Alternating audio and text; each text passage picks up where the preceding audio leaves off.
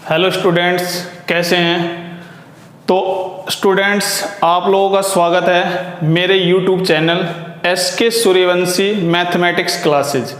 तो प्यारे बच्चों, हम इस वीडियो में आज जिस टॉपिक को डिस्कस करेंगे वो टॉपिक है application of determinant in coordinate geometry. तो हमारे टॉपिक का नाम क्या है प्यारे बच्चों? Application of determinant in coordinate geometry. तो इस टॉपिक के अंदर यानी कि क्या कि जो डिटर्मिनेंट है उसके कोऑर्डिनेट ज्योमेट्री में क्या यूज है, उसका एप्लीकेशन हम क्या करेंगे। तो इसमें सबसे पहले आता है एरिया ऑफ ट्रायंगल। अगर मान लो अपने को एक ट्रायंगल गिवन है, ट्रायंगल ABC, और इस ट्रायंगल्स के जो पॉइंट्स हैं, जो कोऑर्डिनेट्स हैं, वो क्या हैं? x1 y1, x2 y2, x3 y3। और अपने को इस ट्रायंगल का एरिया फाइंड करना है। तो आपको ध्यान होगा कि 10th क्लास में हम एक फॉर्मूला यूज करते थे एरिया फाइंड करने के लिए।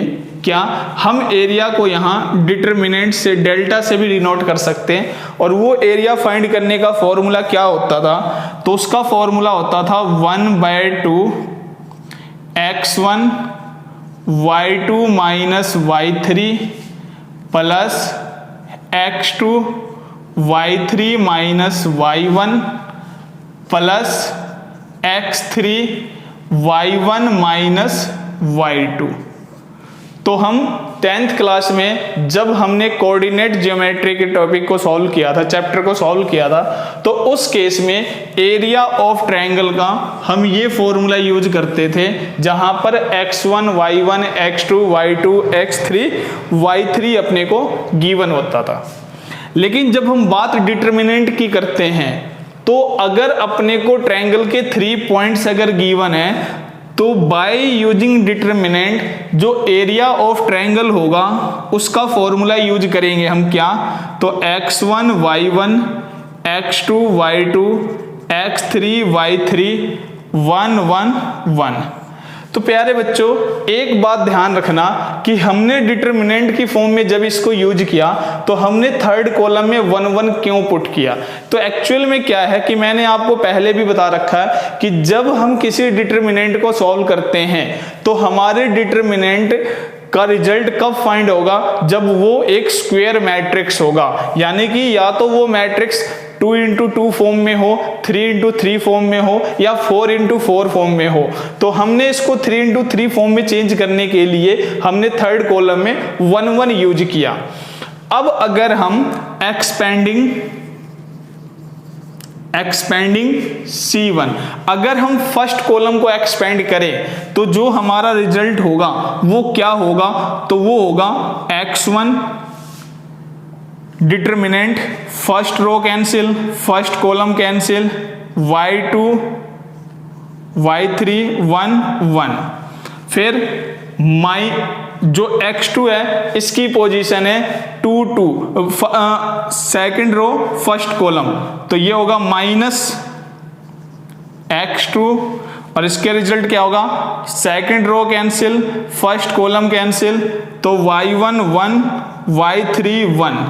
फिर x3 इसकी पोजीशन पॉजिटिव, तो रिजल्ट क्या हुआ?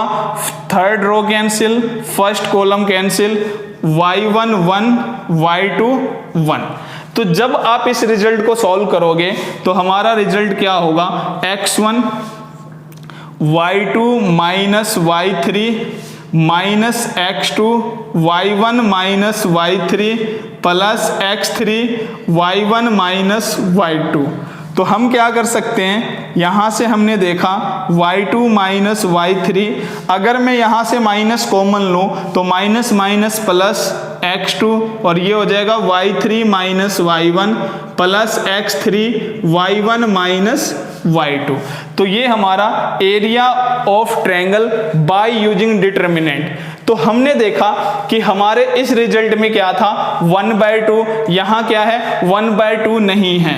तो इसको अगर मैं इक्वेशन फर्स्ट इक्वेशन सेकंड, तो जब आप by using equation first and second, तो अगर इस रिजल्ट को इक्वल करना है तो इसको इक्वल करने के लिए अपने को इस डिटर्मिनेंट को 1/2 से मल्टीप्लाई करना होगा।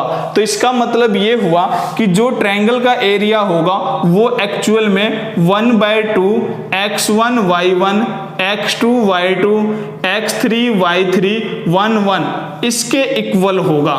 तो जब भी प्यारे बच्चों आप by using determinant area of triangle find करो तो आप इस फॉर्मूले का यूज करोगे। एक चीज और ध्यान रखना कि जब भी हम ट्रायंगल का एरिया फाइंड करेंगे तो जो हमारा एरिया है उसका रिजल्ट या तो पॉजिटिव हो आए या नेगेटिव आए, लेकिन हम जब भी रिजल्ट को लिखेंगे उसका रिजल्ट हमेशा पॉजिटिव ही लिखा जाएगा, क्योंकि हम नेगेटिव एरिया को डिफाइन नहीं कर पाते।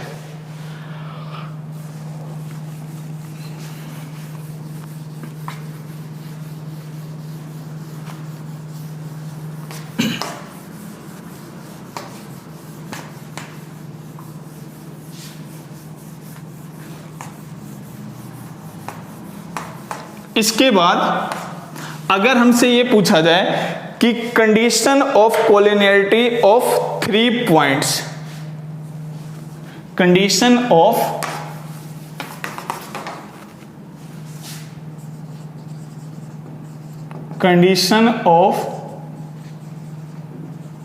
कोलिनियरिटी ऑफ 3 पॉइंट्स, कि अगर अपने को कोई भी 3 पॉइंट्स गिवन है a x1 y1 b x2 y2 and c x3 y3, तो ये पॉइंट्स कोलिनियर कब होंगे? तो एक बात ध्यान रखना प्यारे बच्चों कि जब भी कोई 3 पॉइंट्स आपको गिवन हो और उस पॉइंट्स को कोलिनियर प्रूफ करना हो तो उसको प्रूफ करने का एक सिंपल सा रूल है, वो क्या कि आप उन पॉइंट्स को यूज करके एरिया ऑफ ट्रायंगल फाइंड करो। और अगर मान लो जब आप इसका एरिया ऑफ ट्रायंगल फाइंड करोगे तो रिजल्ट होगा x1 y1 x2 y2 x3 y3 1 1 1, और ये हमारा कोलिनियर कब होगा? जब हमारा area of triangle is equal to 0 हो, यानी कि any 3 points A B C are collinear if and only if the area of given triangles are equal to 0। अगर ये रिजल्ट 0 है तो 1/2 को जब उस साइड ले जाओगे तो x1 y1 1 x2 y2 1 x3 y3 1, ये रिजल्ट हमारा क्या होगा 0। अगर ये 0 के इक्वल प्रूफ हो गया तो हम कह सकते हैं कि हमारा जो पॉइंट A B C है वो क्या है? कोलिनियर है। नेक्स्ट, अगर हमसे ये पूछा जाए कि equation of A line passing through 2 points, next concept क्या है प्यारे बच्चों? Equation of A line passing through 2 points. अगर अपने को कोई भी 2 पॉइंट गिवन है, A पॉइंट गिवन है x1 y1 और B पॉइंट गिवन है x2 y2, तो कोई भी अगर 2 पॉइंट गिवन है तो उन 2 पॉइंटों से पास करने वाला जो इक्वेशन होगा वो क्या होगा? तो इसके लिए हम क्या करेंगे, हमने मान लिया कि हमारे पास ये 2 पॉइंट्स हैं। अब इन 2 पॉइंट्स को मिलाकर अगर हम कोई एक लाइन बनाएं तो हमने लेट किया कि late P be any point lie on the line joining the points A and B। यानी कि हमने एक पॉइंट P मान लिया जो कि कहाँ लाई कर रहा है, तो वो उस लाइन पे लाई कर रहा है जो लाइन A और B पॉइंट को ज्वाइन करने से बना। तो इसका मतलब ये हुआ कि जब B A और B लाइन को ज्वाइन करने पर बने हुए लाइन पे लाई कर रहा है, इसका मतलब A P B जो होगा वो क्या होगा, कोलिनियर होगा। और अगर A P B कोलिनियर होगा तो इन 3 पॉइंट्स को यूज करके जब हम एरिया ऑफ ट्रायंगल फाइंड करेंगे तो वो एरिया ऑफ ट्रायंगल जो हमारा होगा वो क्या होगा, तो वो 0 के इक्वल होगा। क्या होगा, 0 के इक्वल होगा। तो यहां से ये बात स्पष्ट है कि जब भी आपसे किसी भी लाइन की इक्वेशन पूछे जाए कि जो लाइन किन्हीं 2 पॉइंटों से पास करे, तो आप हमेशा वहां एरिया ऑफ ट्रायंगल फाइंड करोगे और वो एरिया ऑफ ट्रायंगल किसके इक्वल होना चाहिए, तो 0 के इक्वल होना चाहिए। तो उससे आया हुआ रिजल्ट जो होगा वही आपका इक्वेशन ऑफ लाइन होगा। तो प्यारे बच्चों, यहां हमने 3 कॉन्सेप्ट्स किए। एक, हमने एरिया ऑफ ट्रायंगल फाइंड करने का प्रोसेस किया। सेकंड, पॉइंट्स कोलिनियर कब होंगे वो फाइंड किया। Third, equation of A line passing through 2 points. तो अब हम जो कॉन्सेप्ट्स हमने किए उन कॉन्सेप्ट्स पर बेस्ड कुछ क्वेश्चंस करेंगे। तो जैसे कि पहला ही क्वेश्चन है हमारे पास,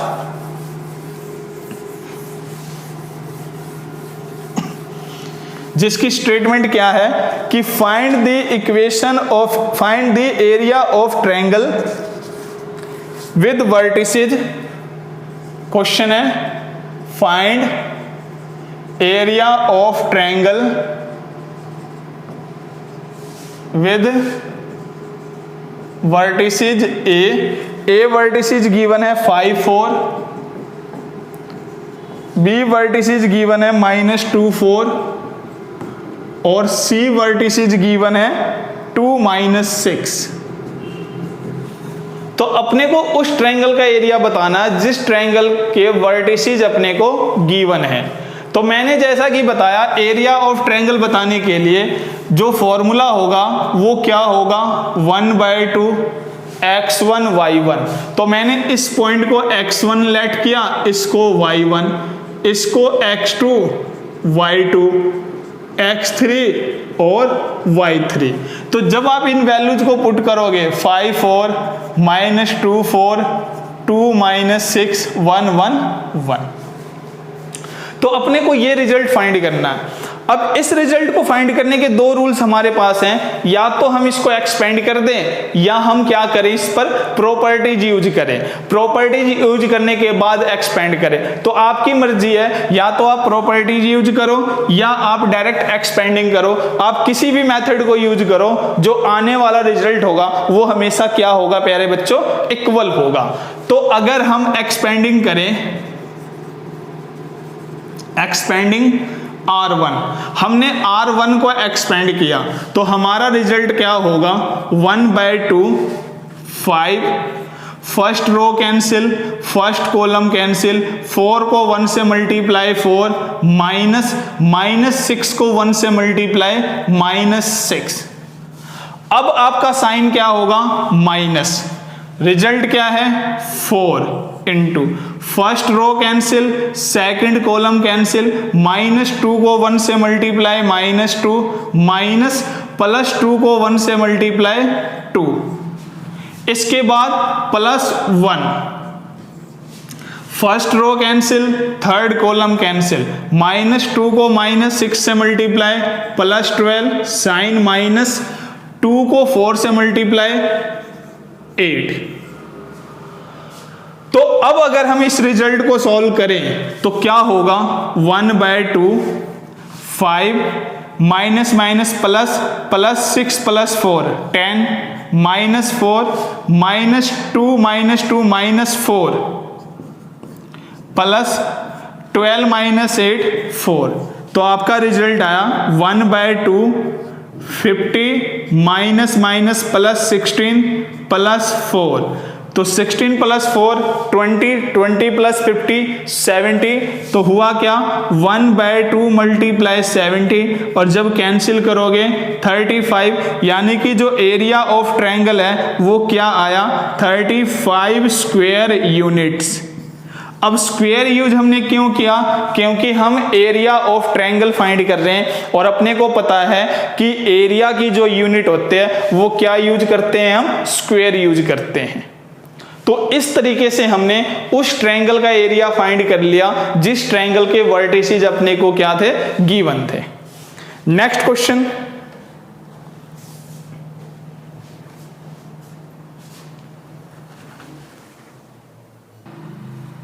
नेक्स्ट क्वेश्चन क्या है, show that the points A B plus C, B C plus A and C A plus B are collinear.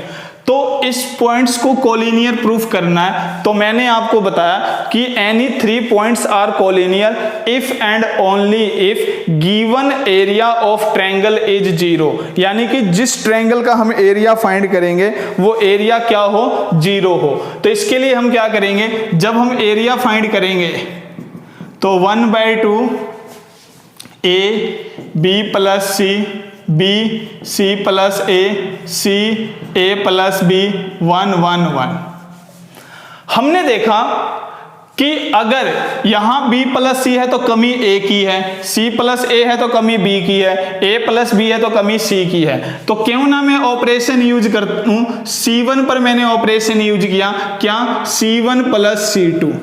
तो जैसे ही मैंने C1 पर operation C1 plus C2 use किया, तो जब आप C1 और C2 को प्लस करोगे तो आपका रिजल्ट होगा A plus B plus C, B plus C plus A, C plus A plus B, B plus C, C plus A, A plus B 1 1 1।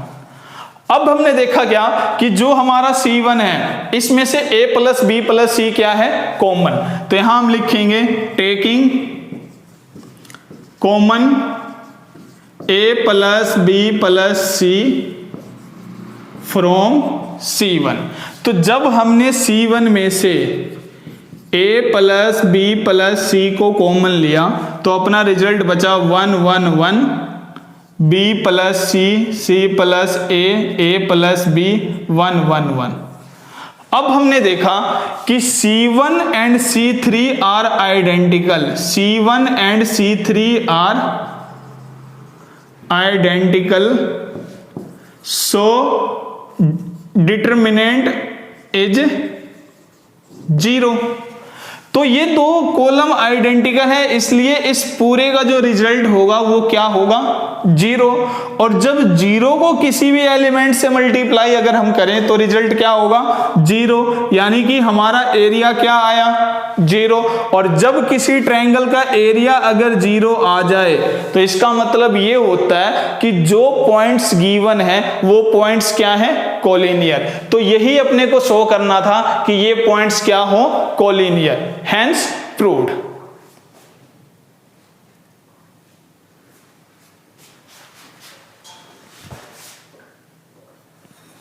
Next question है, if the points this and this are collinear then find the value of lambda.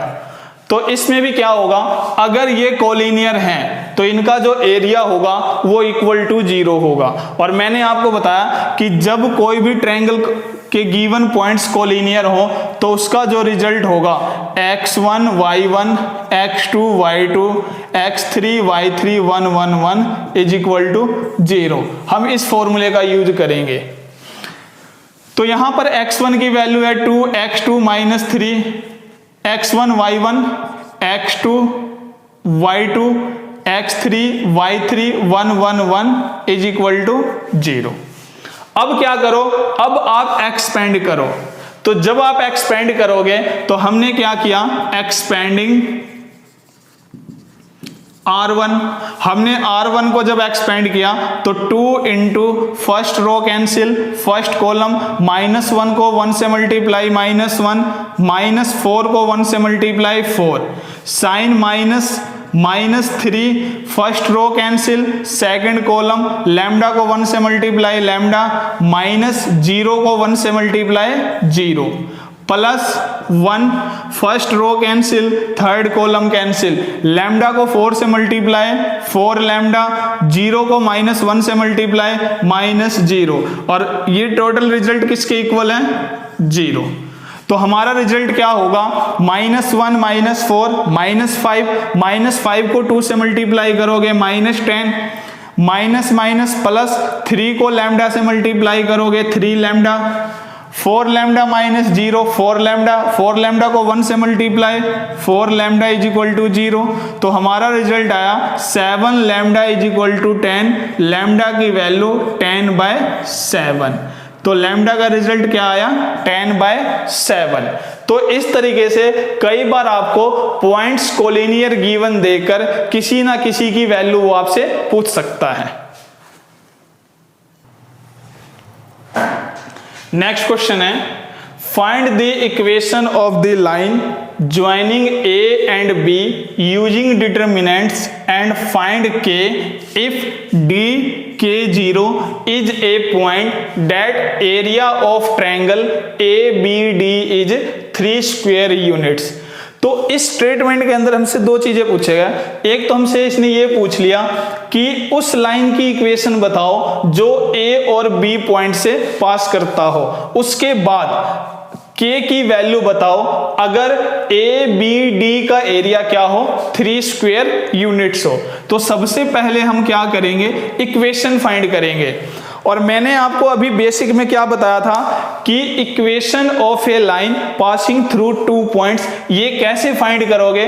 तो इसके लिए आपको क्या करना होगा? आपको triangle के एरिया को इक्वल टू 0 पुट करना होगा। तो हमने क्या किया? हमने लेट किया कि P X Y B any point which lie on the line joining the points A and B, यानी कि A और B को ज्वाइन करने से जो लाइन बना उस लाइन पर कोई पॉइंट P है जो कि लाई कर रहा है। तो आपकी इक्वेशन क्या होगी? तो इक्वेशन निकालने के लिए हम एरिया ऑफ ट्रायंगल फाइंड करेंगे जो कि किसके इक्वल पुट किया जाएगा? 0 के इक्वल पुट किया जाएगा। तो आपका रिजल्ट क्या होगा? x y 1, A की वैल्यू 1 3 1, B की वैल्यू 0 0 1। अब ये रिजल्ट क्या होगा? Equal to 0। अब हमने देखा कि हम किसी भी रो या किसी भी कॉलम को अगर एक्सपेंड करें तो आने वाला रिजल्ट हमारा इक्वल होगा।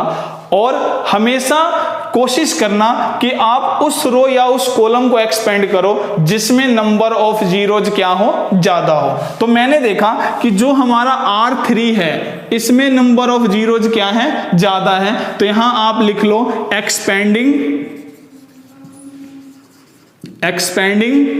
R3। तो जैसे ही हमने R3 को एक्सपेंड किया तो रिजल्ट क्या होगा? अपने को पता है कि जब हम 0 इंटू समथिंग करेंगे तो रिजल्ट हमारा 0 होगा। नेक्स्ट रिजल्ट भी क्या है? 0 इंटू समथिंग तो 0। तो लास्ट में हम क्या लिखेंगे? 1। और इस पॉइंट की जो पोजीशन है वो क्या है? 3 3। तो 3 3 पोजीशन क्या है? जब 3 और 3 को आप ऐड करोगे तो वो क्या होगा? इवन होने की वजह से जो हमारा साइन होगा वो पॉजिटिव होगा। अब जैसे आप इसके डिटर्मिनेंट को फाइंड करोगे तो ये 1 जिस रो में है वो रो कैंसिल, ये जिस कॉलम में है वो कॉलम कैंसिल। अब जो ये रिजल्ट बचा इस रिजल्ट के डिटर्मिनेंट को आप फाइंड करो। तो डिटर्मिनेंट फाइंड करने का रूल क्या होता है? Product of diagonal elements. तो जैसे हम इस डायगोनल एलिमेंट्स का प्रोडक्ट फाइंड करेंगे तो ये होगा हमारा क्या?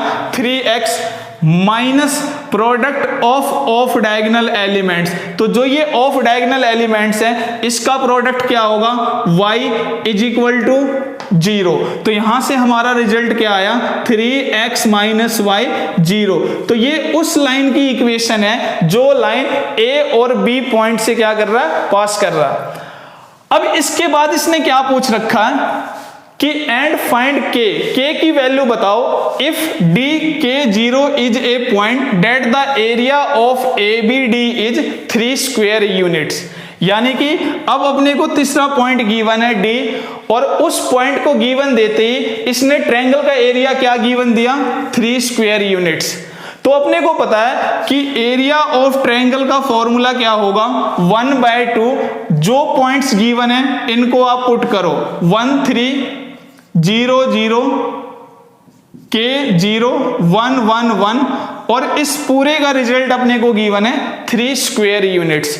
तो जैसा कि मैंने आपको पहले ही बताया कि जब भी किसी ट्रायंगल का एरिया गिवन हो तो उस एरिया को आप positive and negative both form में लिखोगे। तो जैसे ही हमने इसको +-3 लिखा तो हुआ क्या, ये 2 इसके साथ मल्टीप्लाई होगा, तो हमारा रिजल्ट आएगा 1 3 1 0 0 1 K 0 1 इज इक्वल टू +-6। फिर से जब हम इस डिटर्मिनेंट को सॉल्व करेंगे तो हम यहां वही रूल यूज करेंगे कि किस रो या किस कॉलम में नंबर ऑफ जीरो ज्यादा है। तो हमने देखा यहां जो हमारा R2 है इसमें नंबर ऑफ जीरो क्या है, ज्यादा है। तो एक्सपेंडिंग